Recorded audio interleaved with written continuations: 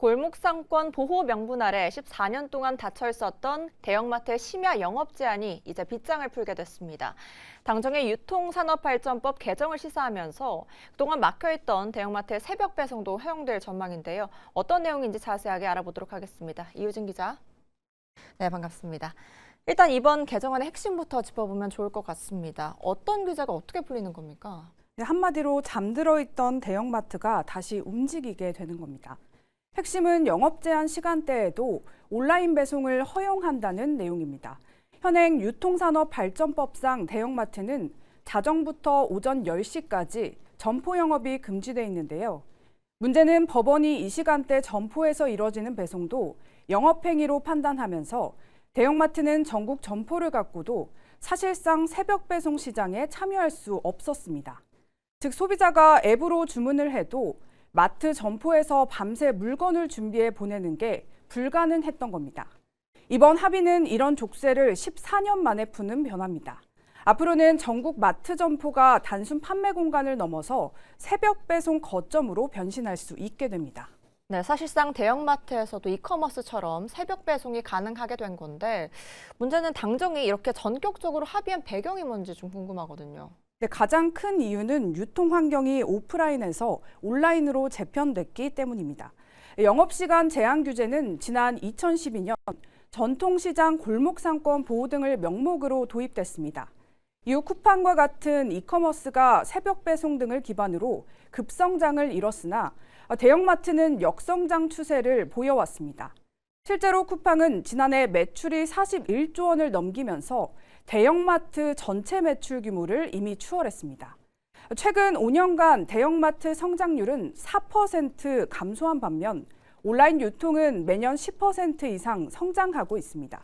이제는 오프라인 규제가 온라인 시대의 경쟁력을 오히려 막고 있다는 현실을 정부도 인정한 셈입니다. 박수현 더불어민주당 수석대변인의 브리핑 내용 들어보겠습니다. 현재 유통법상 영업 규제는 오프라인 비중이 높던 시기에 도입되어 오프라인 유통 기업에만 적용되고 있으므로 당정은 온 오프라인 규제 불균형을 해소하여 공정한 경쟁 환경을 조성해야 한다는 데 의견을 모았습니다. 네, 집 근처 마트에서 바로 배송을 받게 되는 셈이니까 소비자들로선 반가울 텐데요. 마트 업계가 이 기회를 어떻게 활용하느냐에 따라서 이 이커머스 업계도 주목될 것 같습니다. 그렇습니다. 규제가 풀리면 대형마트들이 전국 점포를 물류 거점으로 쓸 수 있다는 분석이 나옵니다. 이마트와 롯데마트, 홈플러스 등 1,800여 개 점포가 도시명 물류센터 역할을 할 수 있는 겁니다. 쿠팡은 대규모 자동화 물류센터를 외곽에 두고 배송해왔지만 대형마트는 이미 도심 한복판에 점포가 깔려 있어서 배송거리가 짧아지는 강점이 있습니다. 실제로 이마트는 CJ 대한통운과 협업하며 물류 효율화를 강화하고 있습니다. 홈플러스의 경우 매장의 대부분이 이미 배송 거점화돼 있어 빠른 대응이 예상됩니다. 그런데 대형마트가 쿠팡의 자동화 물류 시스템을 한 번에 따라잡기에는 좀 어렵지 않습니까? 맞습니다. 법적인 족쇄는 풀려도 현실적인 벽은 남아 있습니다. 마트는 사람이 직접 물건을 짚는 피킹 작업 비중이 높아서 야간 운영 시 인건비 부담이 큽니다.